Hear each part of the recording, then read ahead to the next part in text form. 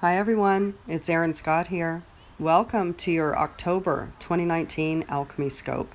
Let's take a look at your growth processes, your natural growth processes for this Libra new moon cycle, which is correlating with our month of October, through three different modalities: an art channeling, a divinatory message, and an analysis of your astrological cycle. Hi, Aquarius. Okay, so let's take a look at your art channeling that came through for you this month. You can see I'm starting with pen, and the U and the A were underlined in Aquarius, and the A is becoming a figure, okay? A line, almost like a halo above the head with Saturn written above it. It was like the rings of Saturn was really the image that came. You're seeing Scream. I wrote Scream. This is like the famous Scream artwork that came through here for you. There's a horizon line with a tree, a shrunken tree, like an arched tree, a weakened tree, it appeared, it felt like. And now there's like a cavern or a cave or a void in the earth underneath the tree. This one took, for yours, you're going to see when we come to the end of this drawing, and we're gonna analyze it, but you're going to understand there was a lot of movement activity. I mean, you can see several things. One, there's this lightning bolt that, came through. A lot of action, though, even with the coloration, there was just a ton of activity that wanted to come through me with your particular drawing, art channeling. And even the flow of the form itself, of this human or other form that came through here. There's this kind of motion within the drawing. A lot of activity. A lot of electric activity, which is unsurprising for Aquarius ruled by Uranus, yeah? We're talking a lot of electric activity inherently here with your archetype, but this particular month of October, exacerbated perhaps. We're going to analyze it. I have not analyzed this yet for you. We're doing it now, live, on this audio.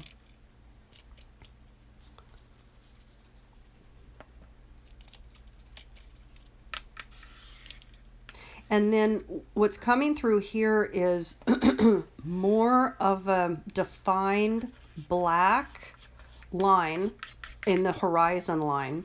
And it's leading up to the genitalia of this person, of this form.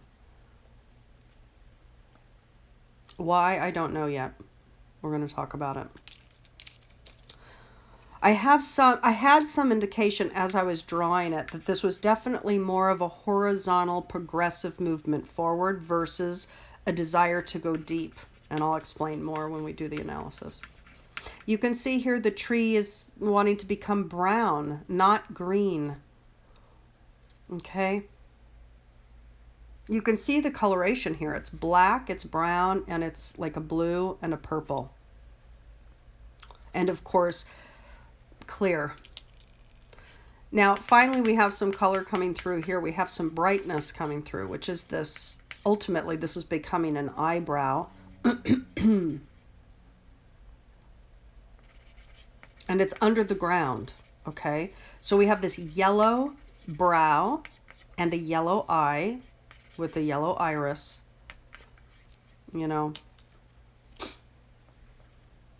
I mean, there's an element of this that evokes kind of Ra, the Egyptian Ra narrative.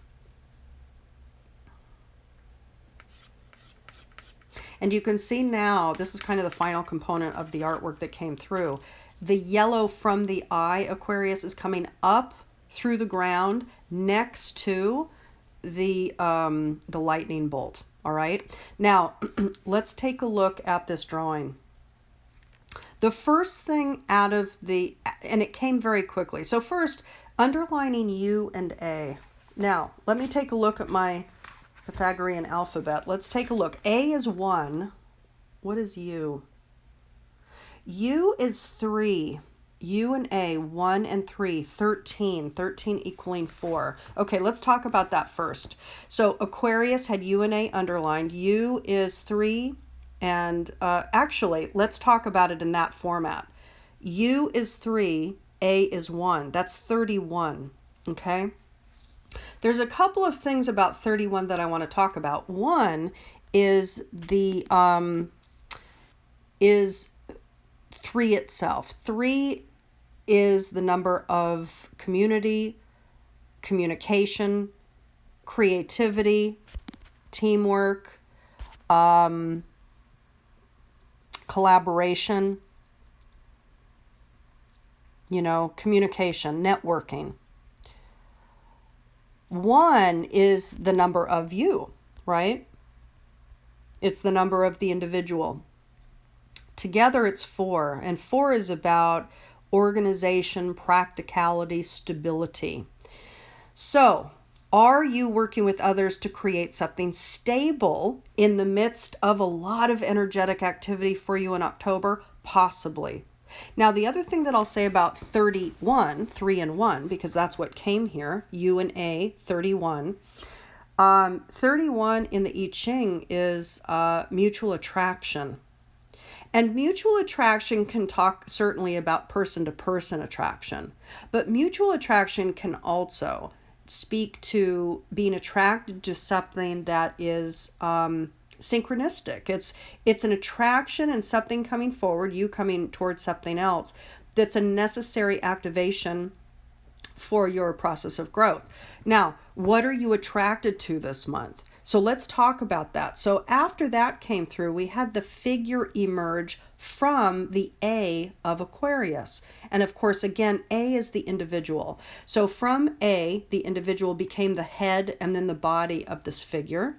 Ultimately, the figure is the scream figure, the famous artwork.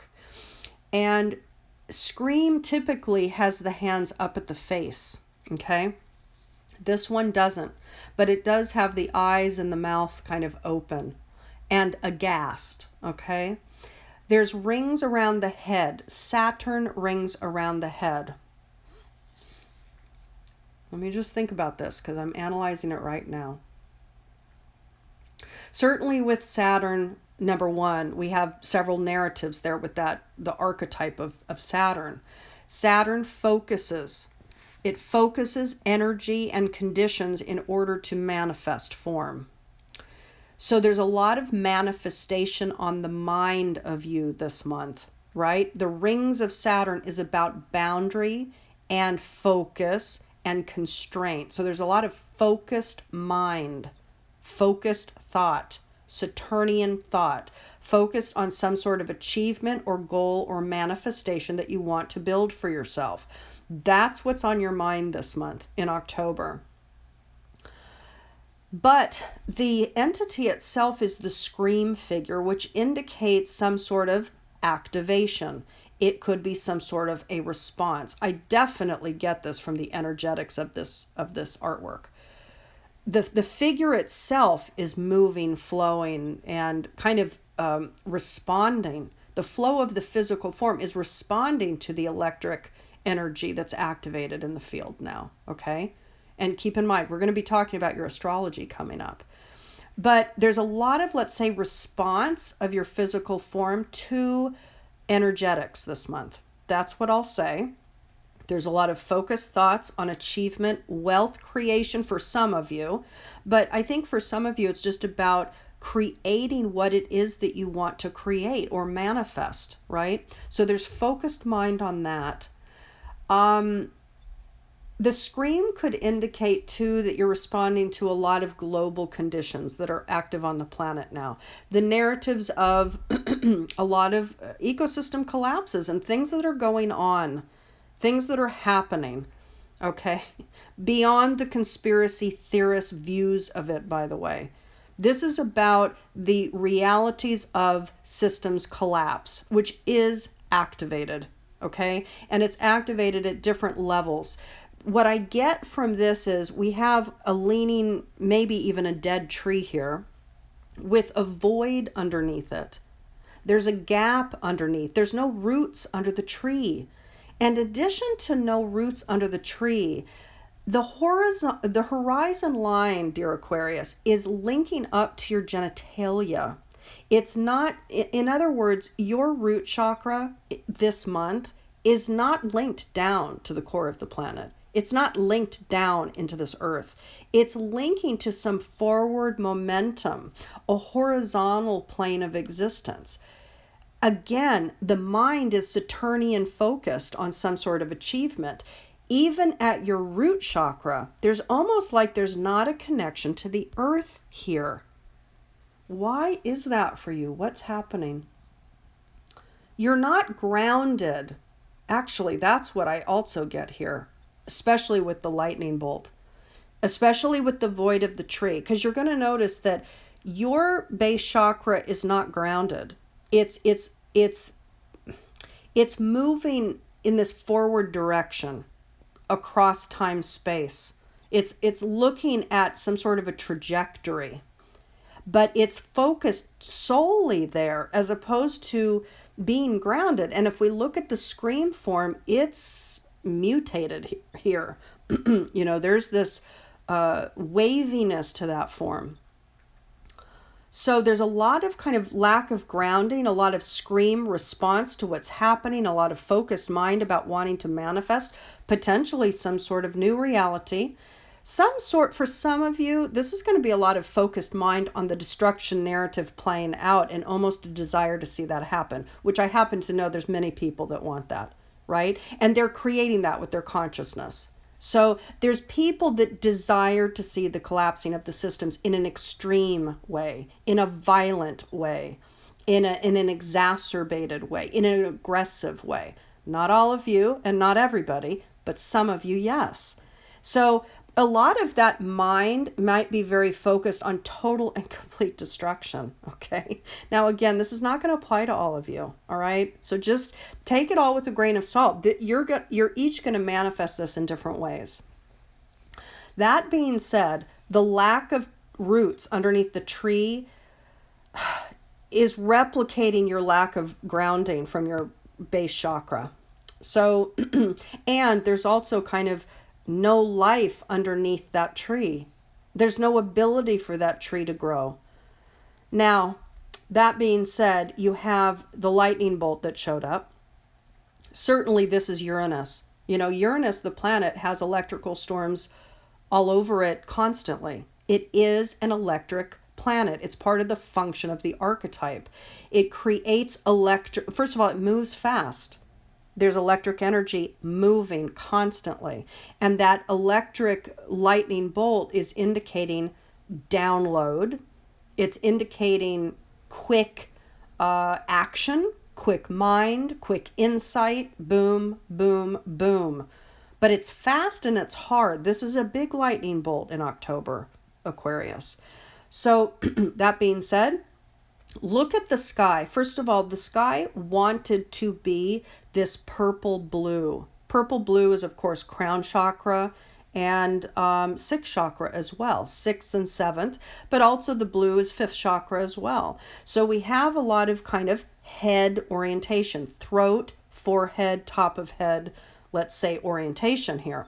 But I will tell you, when I was drawing this, really what wanted to come through here was that twilight time of night. Specifically, that ambrosia time of night, when the sun has gone down and the sky is glowing blue, that was the image when I was drawing this, okay? That being said, what does that indicate? It certainly indicates a magical time. Personally, my relationship with that ambrosia time of the day is etheric. It's magical. It's beautiful. It glows. There's a glowing nature to it, and it's connected to the beauty of nature. However, that being said, there also, after I drew it out, there wanted to be all of these scribbles. This is a very active sky, a very active field of consciousness here, yeah? So there is an active field. And it might feel quite magical to a lot of you. A lot of you might, listen, for some of you, you're going to be going on some ayahuasca travels. For some of you, this is going to be a response mechanism that you are activated with in response to all the energetics that are happening in the field now. There's a lot of intense movement happening. Astrologically, we're going to talk about it. There's a lot of stuff going on. So for you, you're feeling into the energetics of shift and change and action and movement. But there is a lack of grounding. So what does this mean? It means that your growth edge, if this is the default narrative for your growth process this month, you have to understand that for any of you not feeling imbalanced, not feeling pleased or happy with this particular feeling or experience that you're having this month, what's the growth edge? Well, the growth edge clearly is to get grounded. And the growth edge clearly is to connect with nature. Clearly here, right? So for any of you feeling kind of swept away with chaos, because we are in a chaos process, humanity, the earth, the solar system is in a process of massive reorganization. This is a chaos process. And so for a lot of you, you're feeling it. If you're feeling it, you must ground. You must connect to the earth. You must go out in nature, because for some of you, this is not going to feel good. This is going to feel like you're being swept away, and it's going to feel like you're hyper Saturnian in the head, which can be way, way reduced, and like you're not able to connect to the Cancerian polar opposite here, the moon, polar opposite Capricorn Saturn. So you're going to have to ground, connect with your feeling body. Because a lot of what I get with this narrative for a lot of Aquarians is you're being swept away by the energetics versus keeping yourself grounded and in mastery of your own body system, your own entity. Okay? Now, the yellow eye. Okay, is this the Eye of Ra? Could be. Is there some Egyptian guy here that, listen, the Eye of Ra is like the sun god, right? And here it is all in yellow. The yellow is the ego, the will. It's the small self ego. It's like how you categorize yourself. It's the role that you adopt. So the Eye of Ra, my goodness, is this I am God? Is there a lot of the I am God complex? I can do anything I want complex. I can create anything I want in the consciousness field. Well, it's true, you are powerful, but we all are. Each of us are, right? And what kind of reality are you creating by a potential God complex here? Now, for some of you, there's not a God complex here. For some of you, see, the thing is, the eye is connecting up through the ground to the side of the energy bolt, the lightning bolt.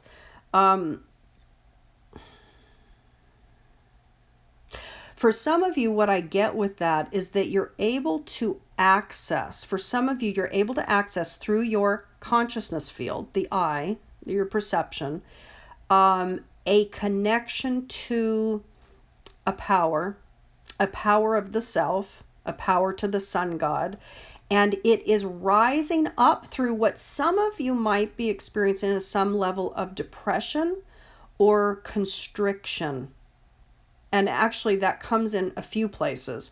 One, the eye is underneath this kind of big, thick, black horizon line.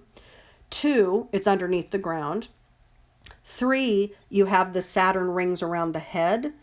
And a lot of you might be really experiencing extreme restriction of circumstance, of situation, of karma. There might be a whole lot of narratives going on for you where you're feeling bound, and you might feel like you're going a little crazy with it. And instead of grounding and like allowing the what is of the moment, a lot of you, again, with that genitalia being connected out to the horizon line, it's like you're just focused on what's next versus what is. A lot of you, that's the case. But with the Eye of Ra kind of underneath here, and with the yellow line rising from that eyebrow point up through the ground, up through the containment of that, perhaps for some of you, depression that might be emerging.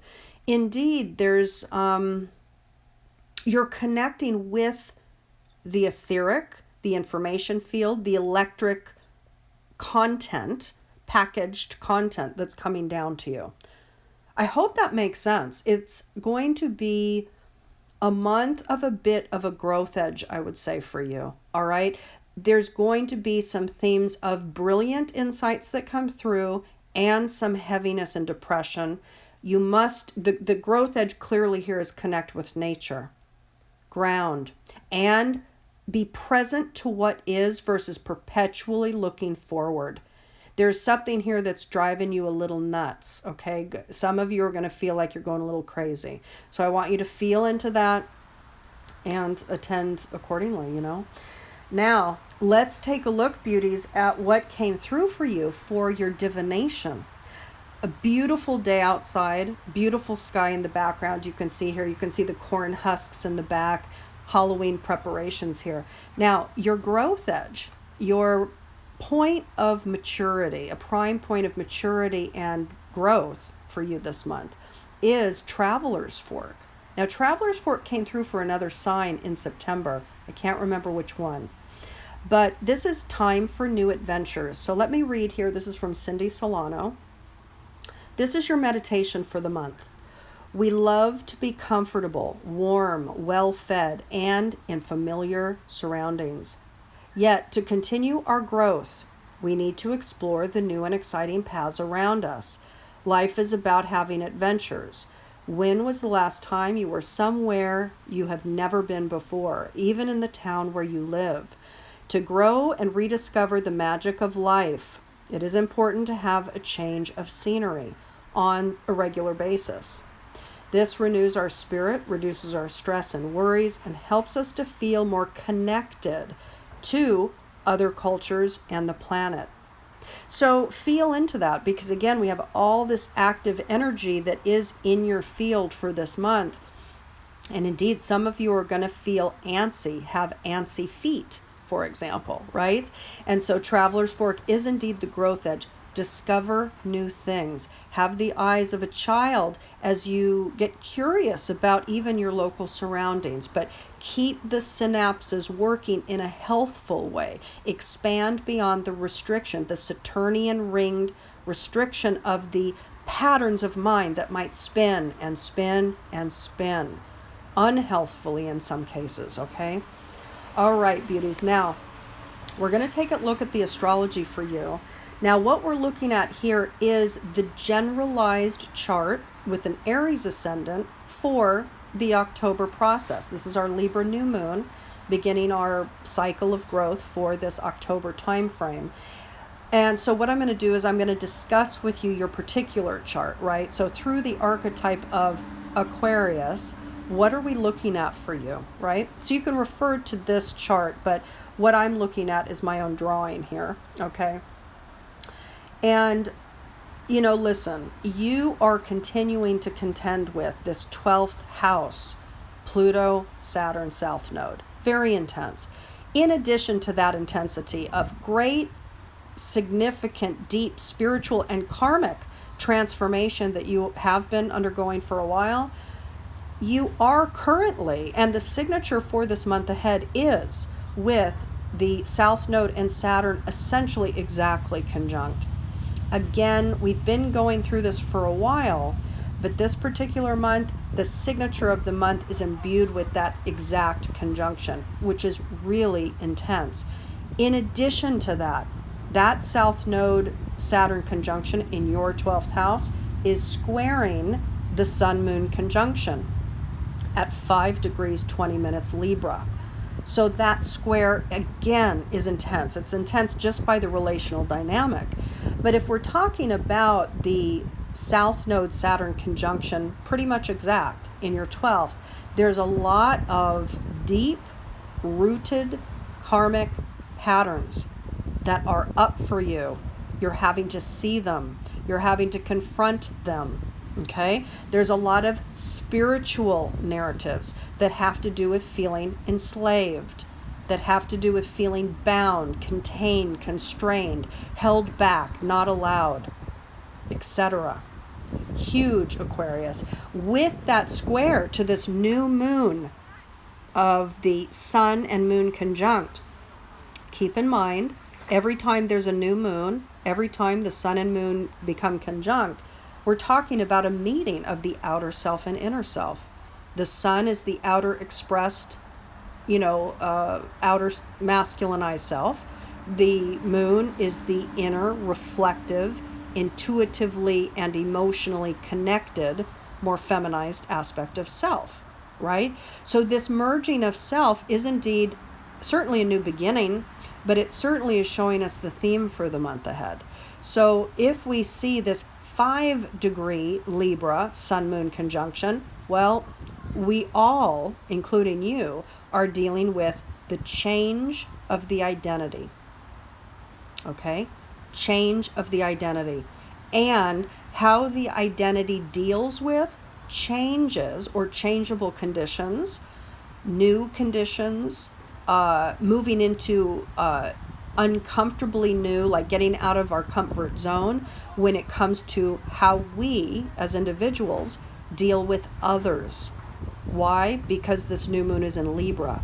So this new identity that is having to deal with it itself becoming anew, but also dealing with changing relationship conditions, changing relationship dynamics. For you, that is squaring that Saturn South Node conjunction. Now, your new moon is happening in the 9th house, okay? So this square for you is happening between your 9th house of your belief system and your 12th house of your inner soul structure, your karmic narratives, the spiritual aspect of yourself. So essentially your belief systems and your spiritual orientation are, well, a bit at war with each other, and you're having to contend with. That square is obligating your changing identity, sun, moon at 5 degrees, squaring that deeper aspect of self that is entrenched in old patterns, old Saturnian, dogmatic, controlling patterns. Not just the ones that you enforce yourself, but the narratives of constrainment, enforcement, slavery, etc., that you hold within your soul structure narrative, Aquarius. Huge, huge. So you are particularly this month feeling a bit of a need to reanalyze, reflect upon, get clarity around your belief systems, your constructs of reality. Huge. Now, in addition to that, we also have Mercury and Venus in Libra in your 9th house. So, simultaneously with this, let's say, new identity, a new belief system around your identity, a new belief system around your identity as it relates to others, right? Because that's all activated for you. In addition to that, Venus and Mercury are conjunct in Libra in your 9th house. So there is an aspect of communicating your value system, of valuing your own thoughts, your own mind, and your own beliefs. So that's coming through as well. That's activated. But keep in mind that Venus and Mercury are squaring Pluto down there. And by the way, they're squaring not only Pluto at 20 degrees Capricorn, but they're also squaring the 14-degree Saturn and the 13-degree 54-minute South Node, right? So that the mind, in other words, is in a bit of a conflict with the transformations, the deep spiritual transformations that are simply activated for you now. So indeed, October will imbue a lot of necessity to value your own mind, get clear and discerning about your belief systems and where they stem from. For a lot of you who understand the inherent foundational need to understand your blueprint, your natal chart, your story, what you're born with, why you're here, what the wound sets are, what your mastery trajectories are, etc.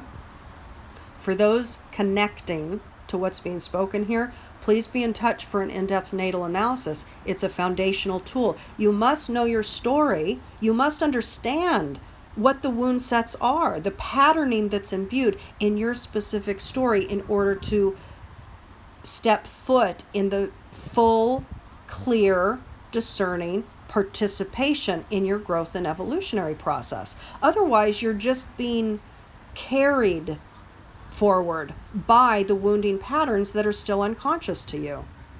That's no way to move forward, especially as we enter 2020. Please be in touch as called, okay? If you're listening to this, by the way, in September, they're on sale. So, and there'll be some other sales in October, okay?